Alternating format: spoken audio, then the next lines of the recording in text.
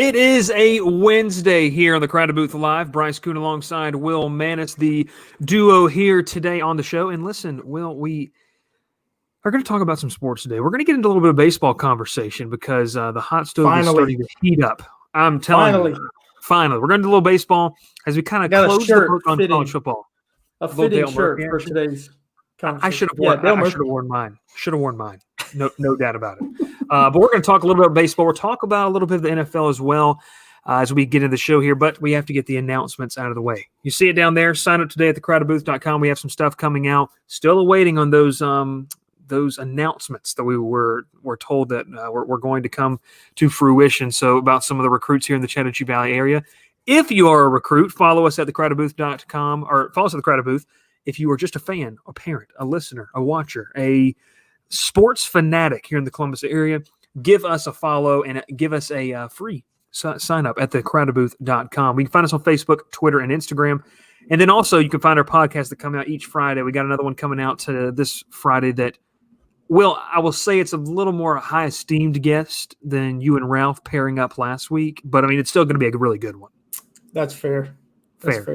And it'll probably be better. It'll probably be. It might be a little bit better. We'll see. But it's going to be a little one-on-one interview. We did a lot of those in the summer last year, and I'll be honest with you too. I think it'd be a ton of fun to kind of get some of those more one-on-one shows that we were doing back in the summer during COVID, during a little quarantine. I think our friends over at Knockholm Nation called it the Quarantine Files. But 4 more shows for those guys. We'll talk about them as well. But listen, the hot stove is heating up. And I'll tell you this right now, Will, in the past week, we have seen what feels like a flurry of signings, minor league, small signings, veteran guys choosing some teams. But for you, you're seeing it all right now. Baseball kind of starting to heat back up as we get into late January here, early February. Yeah, finally. It feels like it's been a year since the World Series ended. But it's good to see. Hopefully that means we'll get to play baseball. I know you and I have talked a lot, mostly not on the air about this, but we have our concerns about whether or not they're even going to play this year. But seeing at least one team spend some money is a good sign of seeing them playing the Toronto Blue Jays. And, I love seeing teams like that aren't in contention every year and go through long rebuilds, finally getting back in the free agent game, throwing out big money to George Springer, 6 years, $150 million. It's cool to see the money being spread around and just not the Yankees and the Dodgers and the Red Sox making all these big signings. I think the offseason was dominated, it kind of felt like, by the White Sox and Padres early on. Padres struck a deal to bring in Blake Snell, made some other deals. The Darvish is obviously headed to beautiful San Diego. As a certain movie character once said. But I'll tell you this, when you look and kind of see, it's kind of picked up. We had a little thread of some signings we were looking at. And I think when you look at how teams are trying to measure out the roster, the big thing right now teams are waiting on is to see if that DH falls. I know a lot of NL teams, including, we're going to talk to them about the Braves, were up in arms with the rumor or the news that broke that Brantley had signed with the Blue Jays. Now it's being backed off. There's still some things need to be worked out. Yeah. But for you, when you look at this, does it still create, I'll use a big word here, conundrum for these National League teams deciding, hey, can we give that guy that extra year or a little bit more money to come if he's not a great fielder and we don't know if the DH is going to be there? Yeah, absolutely. We saw it last year with Josh Donaldson not being re-signed by the Braves. A lot of it was that 4th year on the contract that the Twins were willing to give him because of the DH, because he's past the age of 30. That's kind of the midway point. And we're seeing it with Marcell Ozuna. I think the Braves are just waiting him out, but we'll get more into them later. But yeah, Marcell Ozuna is another guy. It's a candidate for, back end of his career, DH. Can the Braves afford, or not just the Braves, any National League team, can they afford to give him that extra year? And I don't understand, the league. I think the league is doing a poor job of this. They just need to say one way or the other. Just say, look, we'll table it until the next, labor agreement talks. I would say keep it the way it is now with DH in the AL, none in the NL. But that's my preference anyway. But that's what they have in writing, and I think that's what they should move forward with. And I think as they continue to move forward discussions, it's going to clear up some things. We are less than about a month away from pitchers and catchers reporting. We're about a month and 2-3 weeks, month and a half away from the first spring training games. We talked about on the show, it was either last week or a couple weeks ago about, I think it was last week when we talked about Rob Manfred had made the announcement and said, hey, we're going to move forward, play the full 162. I'll even drop this nugget in on here as well. From a source, minor league baseball is looking to make a full season as well. 138 games, just off the 140 they were thinking about playing. They're looking at a start in May or June. Now, traditionally we had seen some short season ball. You saw those teams are no longer apart, kind of moving to the collegiate summer leagues. But, Will, I think if we look into the lost year of development for a lot of players that weren't a part of that kind of training camp, I forgot what they called it, but what they called it last season. But guys that were not part of that, alternate site. If you weren't a part of that, you kind of lost a year. And I think it's important. I know the big boys make the decisions in Major League Baseball, but I want to get your take on minor league baseball as well, how important it is for them. Because listen, those guys, they need development. We're Braves fans. We've seen what the Braves can do. There's a lot of guys in there that could really use that. Yeah, just hoping that all those minor league guys took last year to train and just work on their game individually. But, minor leagues being realigned, and I think for the future of the sport, it's better. I think the quality at the major league level is going to get better.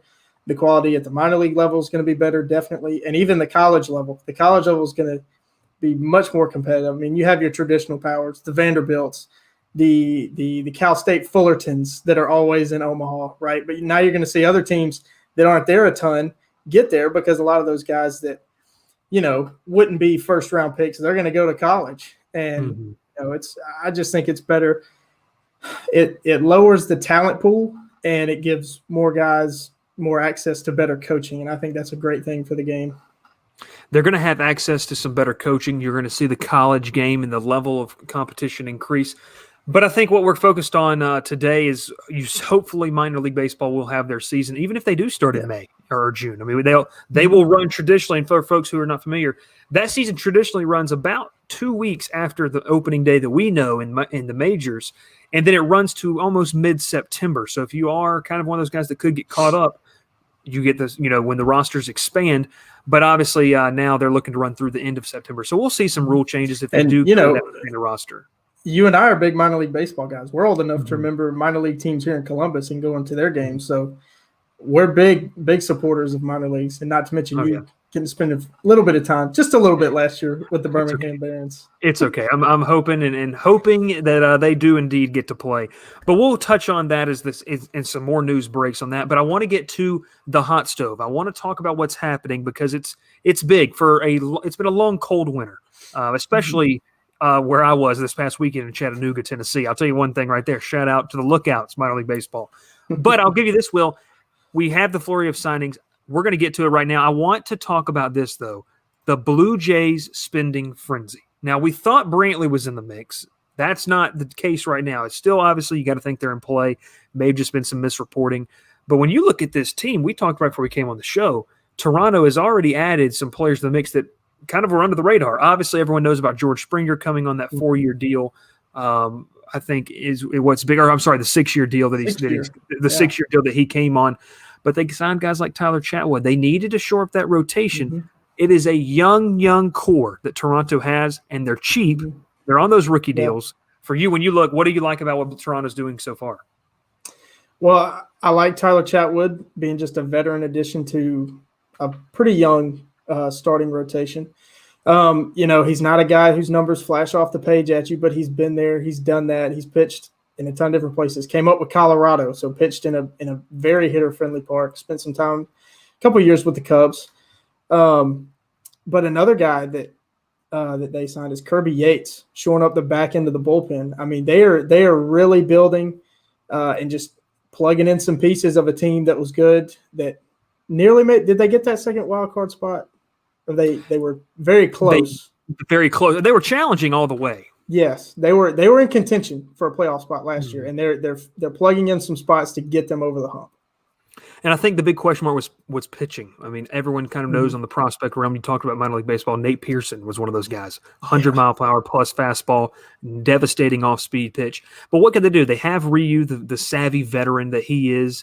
He's going to be okay. He's going to be good. They have an interesting situation, but I'm telling you one thing. That offense, they could be electric. Snell is no longer in Tampa Bay. I know Tampa Bay is going to find a way to win like 85 games, 85 games somehow. They're going to do it. They're going to do it because they do still have a very nice pitching core. Tyler Glasnow's there. They do bring in the young stud from the Padres system. I'm telling you, don't ever count them out with, their mix and match players they seem to have. And then the Yankees, that brings us into the next question. They go get Corey Kluber, which for me was an under-the-radar signing because they need pitching. They can't ever stay healthy. I know if Kluber can stay healthy, it's going to be a massive boost to this rotation that already is going to be getting back Luis Severino. Yeah, this one, it's a good signing for him, but it kind of confused me because another guy that they could have got or brought back rather would have cost them about roughly the same as Masahiro Tanaka, who's been very good for them the last couple of years since he came over from Japan. So I don't know if this is a change of scenery thing. They think, Tanaka is not going to get back to his old ways, but they're similar age, if they're not the exact same age, and similar pitchers too. Both want to live down in the strike zone and get ground balls. So, I think Kluber can come in and do the same as Tanaka. So. We take a look at some other the signings or trades, I should say. Joe Musgrove, who is a decent 3-4 starter. He's going to be in the Padres. He just makes that rotation even deeper. You take a look around. John Lester heads to Washington. That's going to be very interesting to see. Pending the physical. You're not wrong about that. You kind of look at some other deals. Kirby Yates, another, shores up the back end of the bullpen for Toronto. That is another signing that I really like for the Blue Jays. Listen, they had a ton of money to spend. There's no doubt about it. But, it's a 1-year prove-it deal between $5 and $5.5 million. He can go make some money on another deal. But I think the big one for them was obviously Springer. Jose Quintana signs with the Angels. And so I want to get this before we talk about the team that is about 60 miles north of us. And we get into what is called Braves Twitter and the overreactions today of that. But I wanted to ask you this. Who's your steal of the stove so far? I know you like that. That was pretty clever right there. Who's your steal of the stove here early on? And we may revisit this as we get closer to spring training. But right now, who do you have? Considering all the pieces of the trade that went back in return, I'm going to go with a big name. And that's Yu Darvish. I feel like the Padres did not give up a ton for a pitcher of Darvish's caliber, and they got his personal catcher, Victor Caratini, coming in as well. So they got the familiarity. Darvish is going to be right up there pushing for a Cy Young again, just in a different uniform. That is a good one. Darvish had a fantastic year. He was in the Cy Young Award conversation all season long, all shortened season long. I'm going to go back with Kluber. I know it doesn't seem like it's under the radar. I just think Corey Kluber at this point in his career, yes, and I think, Ralph was talking about it on the podcast this past weekend.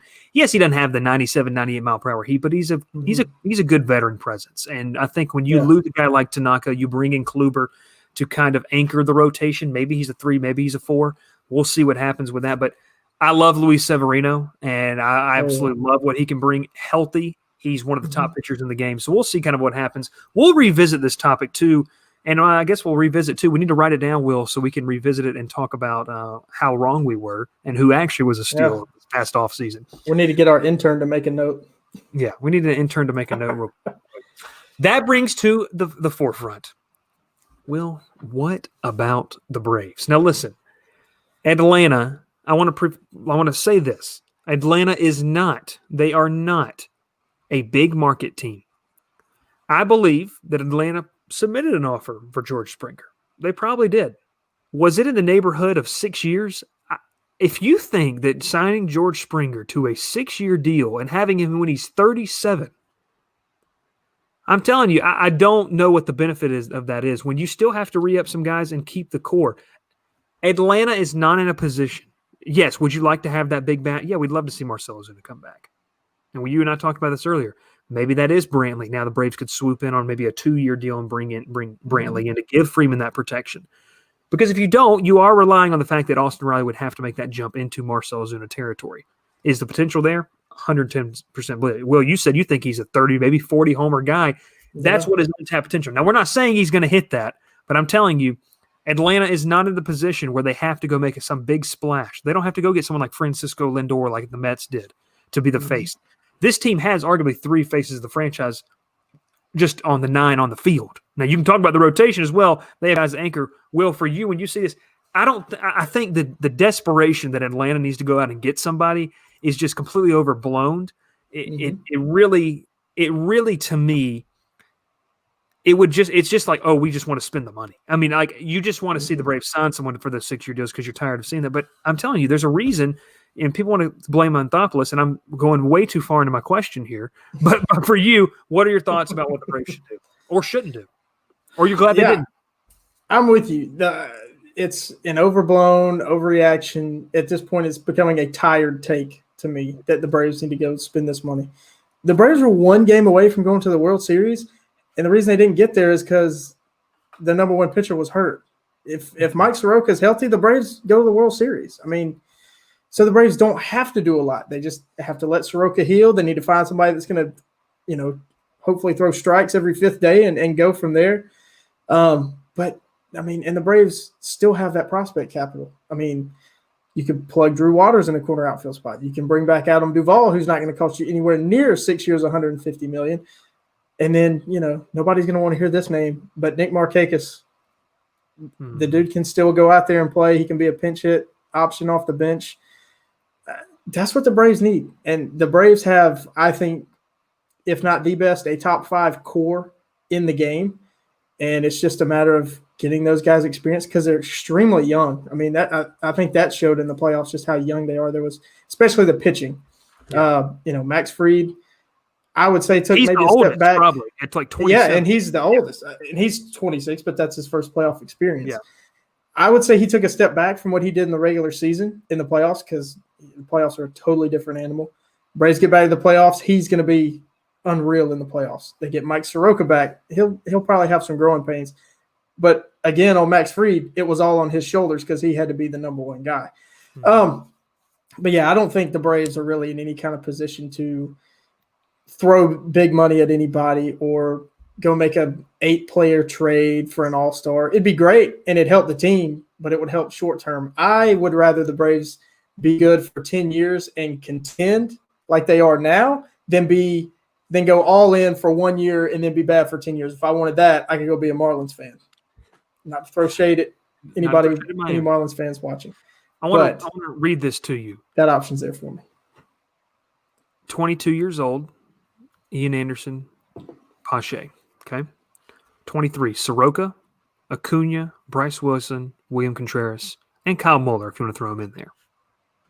24, Tucker Davidson, Tukey, Ozzie, Austin Riley. 26, Dansby, Kyle Wright. I'm talking about players that make contributions. 27, AJ Minter, Camargo, Fried is now 27. Just turned 27 2 days ago. So give me a break on that one. The only players over 30 that they have on this active roster is obviously Freddie Freeman. We know about Freddie Freeman. Newcomb's still 27. Luke Jackson's still just 29. Ender is now 30. Matzik is 30. Smiley, the Braves signed him. Will Smith, 31. Freeman, 31. Charlie Morton's 37. Chris Martin's 34. Tomlin's 36. That is a young team. Darno's 31. Okay, so you look and see, I think, when this team has the core you talked about, one of the top 5 cores, and they're mostly all under 27 years old. Mm-hmm. And I said this too, Freddie Freeman is going to age perfectly. You know why? He's not a big swing and miss guy. He's not. He is he's one of the greatest hitters in baseball that we have right now. And I think when you look and see what Atlanta can do, you say, okay, you don't play a taxing position. Now, Will, you made the joke. He does. He plays at taxing because he does dive the balls. But if you save those knees, he's diving, doing splits. I mean, he goes all out. If you save that, you roll with what he has. Freeman could play till he's 37, 38, maybe 40. I don't know because he's just a professional hitter. I mean, he's I don't want to say he's Nick Markakis, but listen, the guy can. The ability for Freddie Freeman to just flip the bat out there and poke something into left field, he's not selfish. We saw in the home run derby. What did he do? He hit like 95 doubles. So, I mean, I think that's interesting. We're going to bring in some questions. One we have from Austin Bodley over on Facebook. Do you think Do we think Austin's a part of the show now? Do we think we will see more of Pache next season? No doubt. To me, if Christian Pache is not starting in center field, that would be very surprising. Listen, Ender Inciarte provided some good years for Atlanta, whether you want to believe it or not. But, Will, I think Pache starts. I think Pache will be on the opening day roster. I would hope he starts. Mm-hmm. We saw Brian Snitker shuffle around in the playoffs. He throw in Pache as a defensive replacement, put him in center, move Acuna over to right field or left field or wherever, without a doubt. I don't know if it'll be center field. Could be a corner spot, just, opening day, first time making the roster, full season. You start him in a corner spot, kind of keep that pressure off. But he can contribute. He showed that in the playoffs, hit that big home run, plays good defense, and runs like the wind. If he's not on the opening day roster, then it's clear service time manipulation, and I'm against it. I'll ask you this because you did bring up Adam Duvall. If the Braves do plan to go with a platoon, and I'll tell you one thing: what's the bad thing about a platoon? Like, if they don't get Marcell Ozuna, I don't get the stigma against the platoon.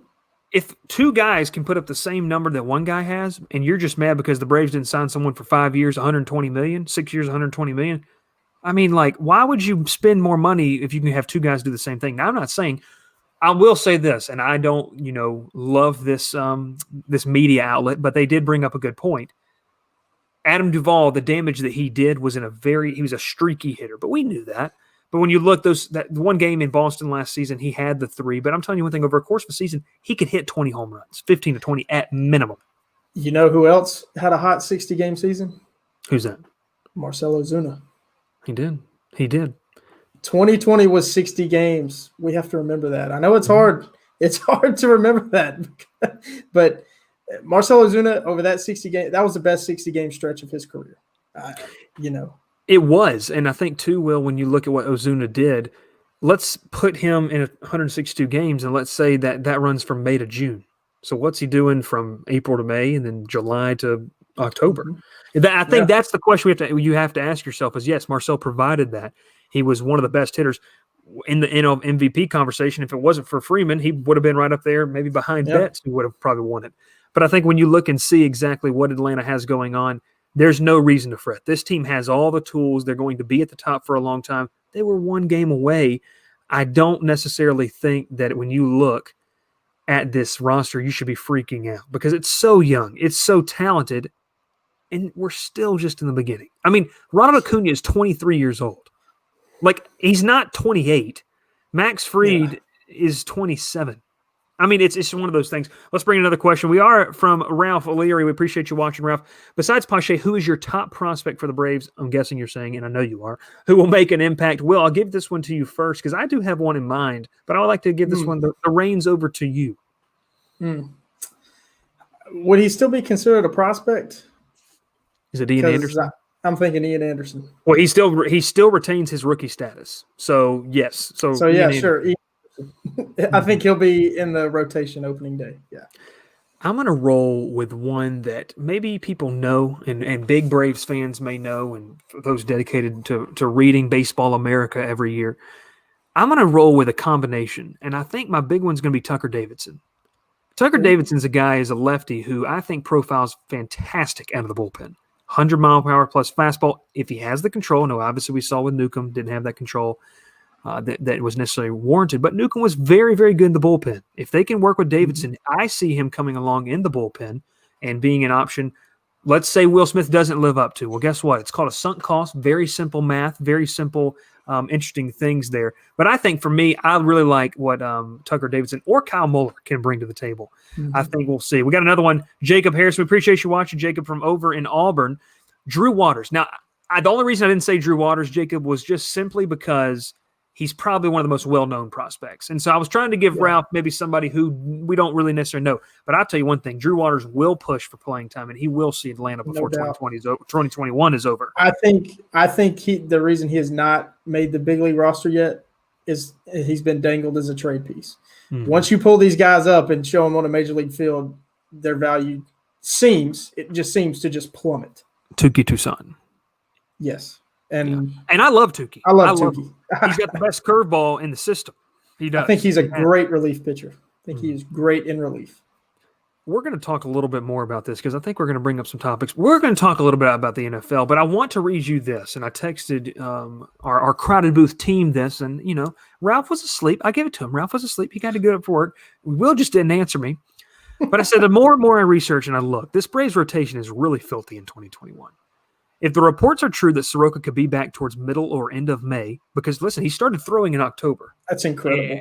And I'm telling you, that is wild. He's a strong guy. Now, let's say I'm not saying he's going to come back to top of one of the best players in the NL.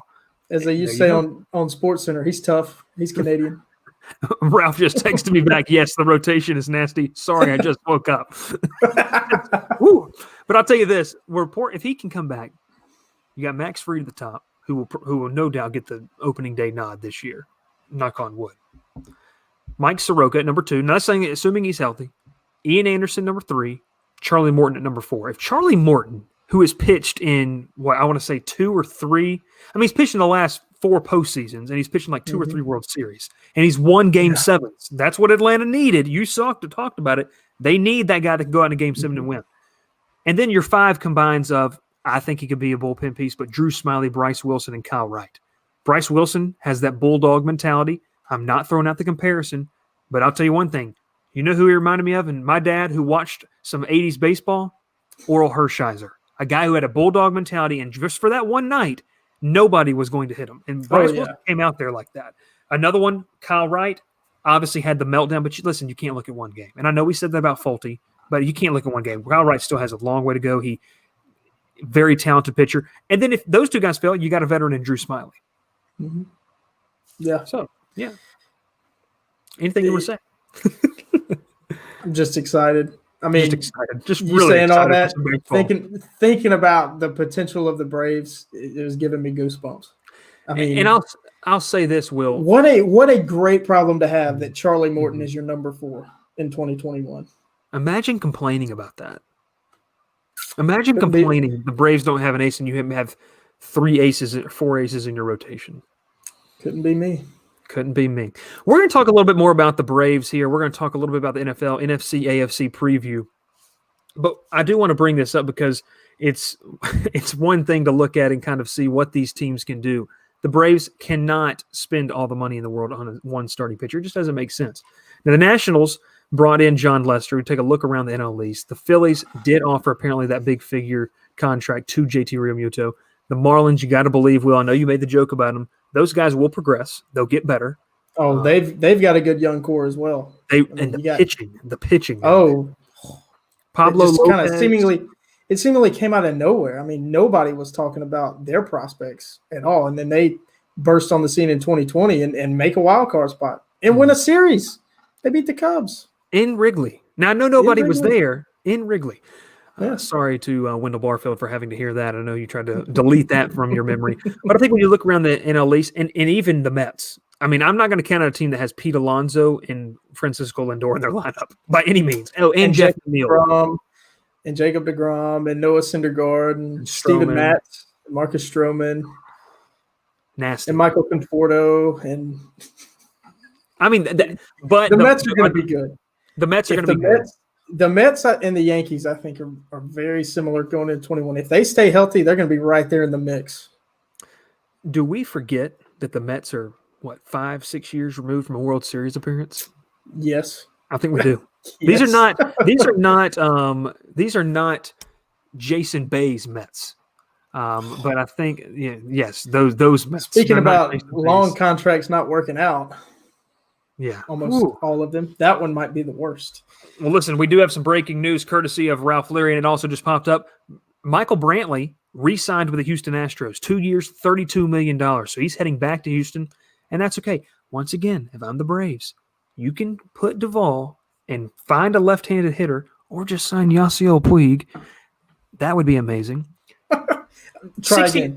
Try again with Yasiel Puig. Hopefully he doesn't get COVID this time. Yasiel Puig. But I'll tell you this, you could find Duvall at about $6-7 million and sign another guy for about 4 or 5. You're still below that $16 million threshold. If money's the real issue with this team.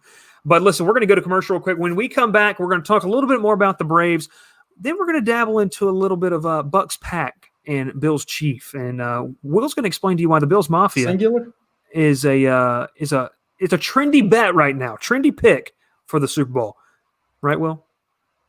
I don't think so, but we'll get into that after the commercial. We're going to commercial. We'll come back.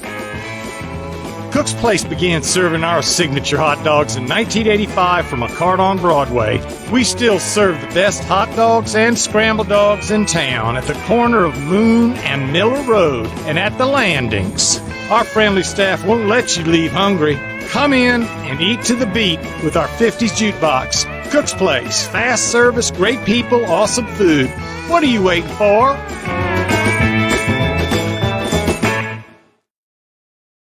We are back here in the crowded booth. You're watching it live on Wednesday. We are live every Monday and Wednesday. Did a little 8 p.m. show, but usually it's going to be that 4 p.m. to 5 p.m. time range where we bring you the live show. They're archived on our YouTube page. Well, I think we need to promote that a little bit. Archived we need to YouTube page. Push it out, push it some more. And we got plans for YouTube. It's not just going to be live shows. I'm wanting to do some NFL draft preview and things like that. Maybe some prospect analysis and stuff like that. A big board, a mock draft, stuff like that. You already showed me your preliminary big board the other day, and I'll tell you one thing, that's going to fire some people up. So good conversation is still conversation. I want to talk about this last thing because I went back and I looked during our commercial break. My steal of the stove is I changed it, and I think I'm going to roll with Josh Bell to the Nationals. I love Josh Bell. I forgot that the Nationals traded for Josh Bell. Switch hitting first baseman with a ton of pop. He's just a year removed from hitting almost what it felt like 400 home runs in the first 3 months of the season. He was on my fantasy team. But when you look at what Josh Bell could do, what he can do, I think that's a phenomenal pickup for the Nationals. Will, any final thoughts on the Braves? We can talk a little bit more about it if you'd like. We talked about the rotation. I think that when you look top to bottom, top to end, as I said last week, at the bullpen, you really still want Melanson, and I know that's been flirting back. You want them to bring a right-handed pitcher in because right now it just profiles as Will Smith, Luke Jackson, and then obviously you saw AJ Minter kind of take that step up as well. Yeah, I think you need a right-handed arm. I really like what Mark Melanson did last year, and it kind of seems like his market is cold. I think he probably thought he would get more on the open market than probably what's being offered to him, and I think the Braves should take advantage of that. He would be a short-term guy. He's mid-30s, but he's a relief pitcher. I don't think age really matters. And he showed. I mean, the last couple of seasons he's lost velocity, and I think coming to Atlanta kind of rejuvenated him. He figured some things out and was really successful after a couple of down years in San Francisco. Some down years, and then he had that hefty price tag, and I think that's why Atlanta was able to get him cheap. And listen, he'd still be cheap. He's a veteran presence, and I use that term loosely because the guy still can pitch. I mean, he's still a very good pitcher, and I think he's crafty. You talk about another good curveball. He's got a sharp breaking curveball. I want to bring this in before we move on to the NFL. I've seen this, I've read it a little bit, and then I had someone just text me about it while we're here live. But could the Braves make a play? Now, they've announced and they've kind of rumored and hinted they really want Austin Riley to be the third baseman, okay? But if Austin Riley did move to left field and you were trying to shore up the third base position, I know you're still high on Johan Camargo, but there's a certain switch. I will always be high on Johan Camargo. There's a certain switch hitting third baseman that plays for a team that is definitely in selling mode. And I don't know if you remember or think of who I'm talking about right now, but I've seen the rumors have been floating around with some different articles, and then just got a text of who I would absolutely love to see in Atlanta. Hitting third baseman? Jose Ramirez for the Cleveland Indians. Now, I don't know that the Braves potential packages would have to send Drew Waters back. But the Braves have a pretty good history with switch hitting third basemen. They do. They have. Last one's in the Hall of Fame. Yeah. Mm-hmm. Larry, I think his name was. Larry Wayne Jones. Wayne Jones. Chip? He go by Chip? I think he may have. Played like 20 years, I think. He was all right. But when you look, I have no idea. I'm not trying to put it in people's mouths or anything, but Jose Ramirez would be an interesting option to come to Atlanta if that indeed was something the Braves explored. Obviously, Cleveland is in a selling point. The question would be, for me, I'm only going to part with either one of them. Austin Riley or Drew Waters. Who's the better fit to play left field? Probably Drew Waters from a defensive standpoint. But are you going to miss the bat desperately? But Jose Ramirez is cheap. He's cheap too. Under $10 million contract and controllable for the next 2 years. Will, it's enticing. I see you licking the lips there. Yeah. He's a good player. And I'm thinking about another one. It's a similar situation. Okay. But I like this other guy whose name's been out there for over a year about potentially coming to the Braves, and that's Chris Bryant. And, Chris Bryant, he's a really athletic guy, can play infield, outfield, wherever. He doesn't care. I think he even played some games in center field a couple of years ago for the Cubs. I mean, that's how much of an athlete and how much just of a baseball player he is. So if the Braves can make a play for him, I might feel more comfortable with him in left field than Austin Riley. But I think, trading for Chris Bryant, it's going to be hard to talk him into playing left field every day. It indeed will be. We'll have to see how that rolls out. Off-season is coming to a close, a month away, but the hot stove is heating up. We're going to get into a little bit now of some NFL talk. Now, we talked about on Monday some of the games that we were looking at, and it was a great slate this past weekend. We're going to take a look at the NFC title game tilt first, the preview, the Bucs versus the Packers. Go Pack Go, Will, or are you going to be riding the pirate ship on the way to the Super Bowl? Which one you rolling with and why? Oh, man. You can't bet against Tom Brady. Can't, man. I think every time that anybody has bet against him, he's proved him wrong. Mm-hmm. And this game, I can't wait to watch this game. I mean, you've got Aaron Rodgers, who might be having the best year of his career, believe it or not. Like Ralph said on the podcast last week, over 500 passes this year, 5 interceptions in the regular season. That's one per 100 attempts. Yeah, and he's kept that rolling in the playoffs. Mm-hmm. I don't think he's thrown an interception in the playoffs. But, man, Tom Brady, I mean, ever since, week 12, Tom Brady has been on fire. I mean, he's back to the Tom Brady of old. I think it took him a little while to get used to playing in a different system. He's bucked the system quarterback tag that was hanging on him without a doubt, because Bruce Arians wants to air it out, throw it down the field, and will call out his quarterback in the media, which to me was pretty crazy that he's going to call out Tom Brady like that. But and not just Tom Brady, this Bucs defense has been playing ridiculously well, especially in the secondary. I mean, Carlton Davis holding Michael Thomas to no catches. I know he catches a lot of flack, but he's still a good receiver. He's a big body receiver, big physical receiver. To go up against a guy like that and not have him catch a single ball is incredible. He's incredible. He can make all the plays too. And that's what's crazy to me. Then when you look at these two quarterbacks, you have these guys that are both first ballot Hall of Famers, no doubt about it. And I was on the train of that Tom Brady was overrated and it was just the system, but I'm telling you, he's got better players right now. And I think he's got the better athletes. I love what Aaron Rodgers does. But I'll tell you this one thing, the cold weather will not faze Tom Brady from having to play in Foxborough for all those years. Yeah. I think what will be interesting to see is which defense can get the stop. We saw Tampa Bay's defense will kind of, they're not very well known for this, but they kind of took a step up. Loved the play of the linebacking core for Tampa Bay. If they can get into Aaron Rodgers, make him run around a little bit. But the key for me in this game is going to be to shut down the running backs, a lot of times out of the backfield. And you're probably going to be matched up with a linebacker. You have a guy like Aaron Jones who can just kind of seemingly be anywhere on the field. Obviously, Devontae Adams, and Ralph said it on the podcast, and I agree with him.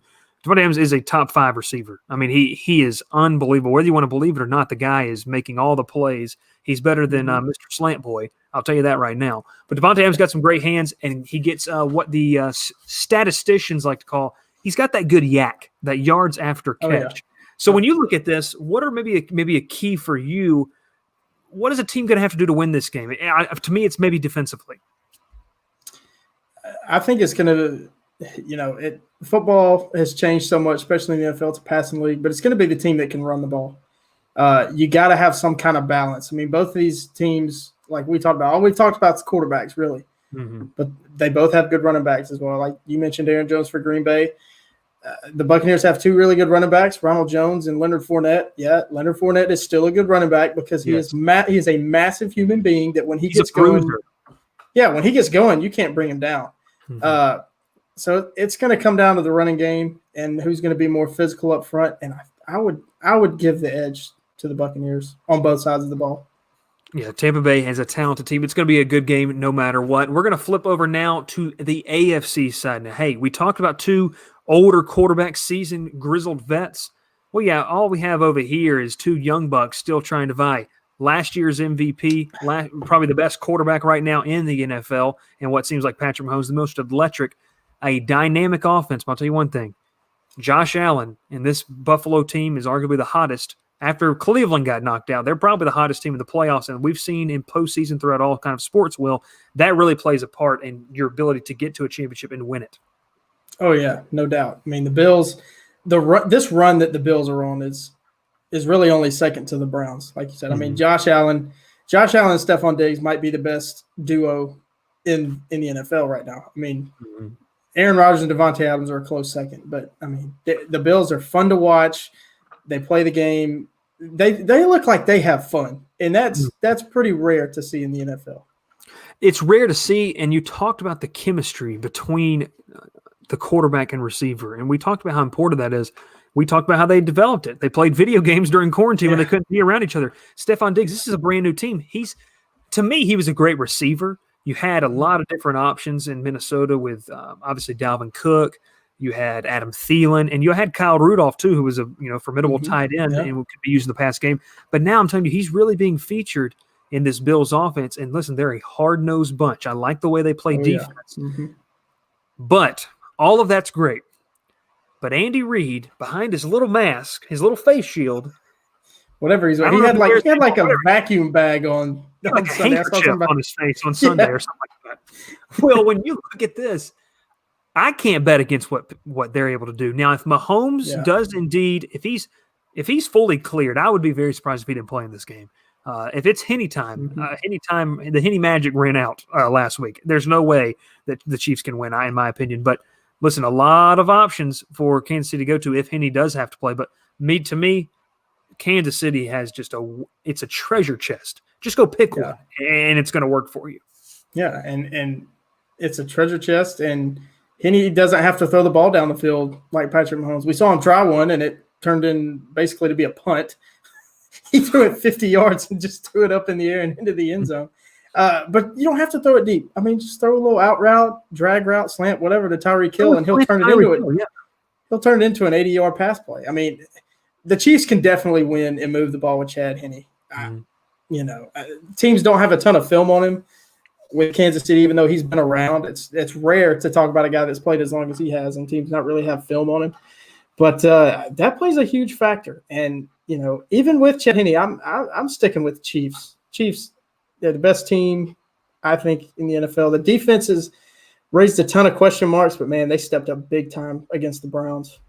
They did, and it wasn't a defense that was very dominant either. And I think one thing you saw, what the Browns were able to do, run the ball, run the football. And that's what Cleveland did well. Against this Kansas City team with an offense that dynamic and potent, you are going to have to control TOP. Time of possession is huge in this matchup. Yep. If Buffalo can keep Kansas City's defense on the field for a large amount of time, to me that gives them an edge. But you did talk about if Henne does play, and even if Mahomes plays, they don't have to go deep. Throw the slant route to Hill. Yeah. Nicole Hardman, just as much of an option. They also have a guy named Travis Kelce. Just go 10 yards and turn around and box the guy out, and I'll throw it to you. Yeah, options for this team. He's unguardable. I mean, and I think he's better than Gronk in Gronk's prime. Mm-hmm. And Gronk was pretty much unstoppable. I just think Kelce, he's a little bit slimmer. A little bit trimmer, more athletic. Well, I don't think it's a matter of athleticism. I just think his body is, a little bit trimmed up than Gronk, so he can make more athletic plays. Go up for more balls and things like that. Make guys miss and not just run through them. We got a couple of predictions here. Austin Bodley comes in. The Bills winning it all. Cold take. Boston. Cold take. Go ahead. Throw in another cold take because we got a segment coming up here before we close out the show. Matthew Lane coming in with that amazing Twitter profile picture from 2014. Bills are winning the whole thing, the Super Bowl. And then Ralph, Green Bay versus Buffalo. Talk about two cold weather teams battling it out. That's going to be a fun match to watch. But, Will, I want to get your predictions. Are you rolling with Tampa Bay versus Kansas City in the Super Bowl? Tampa and KC. Tampa and KC. I'm going to go with Green Bay versus KC. I think Green Bay finds a way to win it, and I think Aaron Rodgers takes advantage of having for the first time in his career having what seems like for a long time having home field advantage throughout the entire playoffs. Yeah, they're at home. They're going to have some fans, and we know how Green Bay fans are. We know how the cheeseheads are. They're like the Bills Mafia. If the Bills were at home and no Patrick Mahomes, I might be leaning the other direction. But they're playing in Kansas City, who has rabid fans as well. I mean, this is awesome. Football's awesome. We're seeing great teams with great fan bases getting to watch their teams play in person after last year's awful year debacle. Way to end the NFL season. Ralph brings in Green Bay and Kansas City should have been last year's Super Bowl. That would have been a phenomenal game. And I think it still could be a phenomenal game. I'm going to roll with that one. We got another question in here, and I'm going to hold it off until our last segment here of the show. We're going to start ending some of our shows with a new segment called Cold Take Time. This is for the last 10 to 15 minutes of the show where Will, notorious for his cold takes, and myself, I don't know if I've thrown out too many cold takes, but Will, do you have a cold? I'm sorry. Well, I'll go cold take. I'm going to go cold, just freezing cold. No one's talking about this. Well, should I change it? You want me to go ahead and get the intern to change it real quick? Just keep going. I'm not sure what this is. I don't even know what a cold take is. Cold take. My takes are so hot, I don't even know what a cold take is. You don't even know what a cold take is? I'll change it. Here you go. Hot take time. This is what we're going to roll with here on a segment on the show. We're hot take time here. What is your biggest hot take for this weekend in these games? What is going to something you think is going to happen that nobody's talking about right now? Chad Henne starts for Kansas City. All right. And throws for 300 yards and 3 touchdowns and leads Kansas City to the Super Bowl. Chad Henne throws for 300 yards and 3 touchdowns and leads Kansas City to the Super Bowl. That's your hot take. Yep. I'm going to roll. We're already getting some comments in there. I'm going to roll with this. I'm sure I know what Austin Bodley's saying. Aaron Rodgers is going to throw for 400 yards, which is not out of the question. On that Bucs secondary? And 5 touchdowns. And Green Bay wins big. I'm going to go Green Bay wins big. Final score, 41-24. They beat Tampa Bay. I think if Aaron Rodgers throws 5 touchdowns, that's all the touchdowns I get in that game. Well, that's what I said. 5 touchdowns. 5 touchdowns. Yeah, they won't have a rushing touchdown. They won't have a rushing touchdown. 5 touchdowns of 2 field goals. Yes, Matthew, that equals 41. 35 plus 3 is 41. We're going to get some comments in here. If you have a hot take you want to throw out there, throw it down in the comments below. I want to get another hot take, not NFL, not any of this. Maybe it's college basketball. What's your hot take of the week? What you're going to roll with? 'Cause I've got mine right now. It's happening tonight at 7 p.m. All right. Well, I was talking with Austin earlier, and so he'll appreciate this one. Duke, as bad as Duke has looked, they're going to make the Sweet 16. They're going to get hot. Sweet 16. They're going to get hot and make it to at least to the Sweet 16. I'm going to give you 2. Alabama makes it to the Elite 8. Elite 8 at least. My second one, and Matt, this is rolling with Matthew's question, or I'm sorry, I need to get the big one here. Matthew's question a little bit earlier. How bad does Georgia get shredded tonight? I say Georgia wins. Should we put a Crowder Booth line on this? I say Georgia wins by 7 or more tonight over Kentucky at home. I'm rolling with it. I am rolling with it. Georgia is going to beat – now people are like, what are you even talking about? Georgia basketball. Yes. Georgia basketball is going to beat Kentucky by 7 or more points tonight in Stegman. We're going to get some comments right here. Will, stop it right now. Austin Bodley, not a chance. So let's recap that before we end the show here. Will, you're rolling with – you're rolling with Duke in the Sweet 16. I'm giving Alabama an Elite 8. Which, I mean, I don't think that's far-fetched. Alabama could get hot. I mean, who knows? Alabama's hot now. Alabama's problem is they're hot right now. Duke has time to heat up. Mm-hmm. You can't count out Coach K. Can't do it. Well, you can if he decides to not coach anymore and quit. But we'll see what happens. He's still coaching as of now. Well, if he decides to opt out, here's another hot take. You'll appreciate this one. It hits close to home for you. Georgia Tech, after 2 weeks off, is going to pull off the upset at home tonight against Clemson. They're going to be well rested. I think the line on that's 1.5. Clemson's favored by 1.5 on the flats. Do y'all even? I say y'all, but flats is Bobby Dodd. It's McCamish. That's Bobby Dodd. McCamish Pavilion, baby. It's Georgia Tech. Who really cares? I'm gonna say. I'm gonna go with the Jackets by 5. Oh. Jackets win by at least 5. Veteran presence in the guard. I think they can overcome number 22 ranked Clemson team right now. Let's look at some other things. Austin Biley, hot take. Colorado basketball would beat Duke by 5. That's not a hot take. It's a hot take that it's only 5. It would be 25. I've watched more Colorado basketball this year than I ever have. I'm a huge fan of the way they play. They got a center. Dude looks like he's 45 years old. If you can pull it up to show the people. I don't even know the guy's name. I call him Charles Barkley because he plays center and he's like 6'9". He's Colorado's Charles Barkley. Do you know what number he is? I'm getting our intern on it right now. What's his number?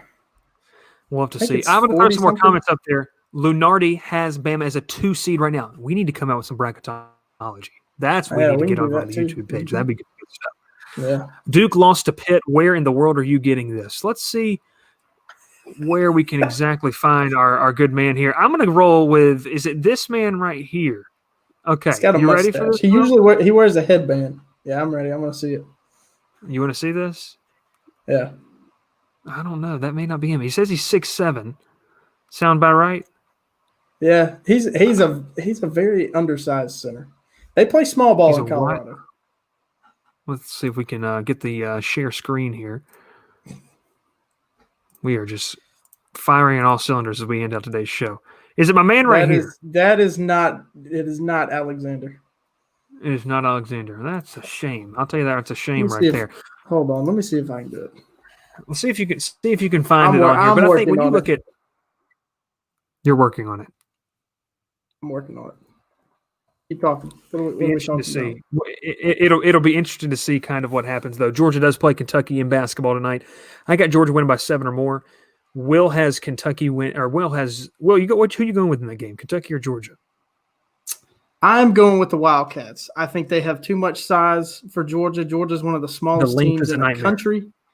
Yes, but I'm excited to watch. I'm going to get his name wrong. I'm sure KD Johnson. Mm-hmm. The guard, the 4-star guard. I mean, the dude. SEC freshman of the week. He is a player, no doubt about it. He can.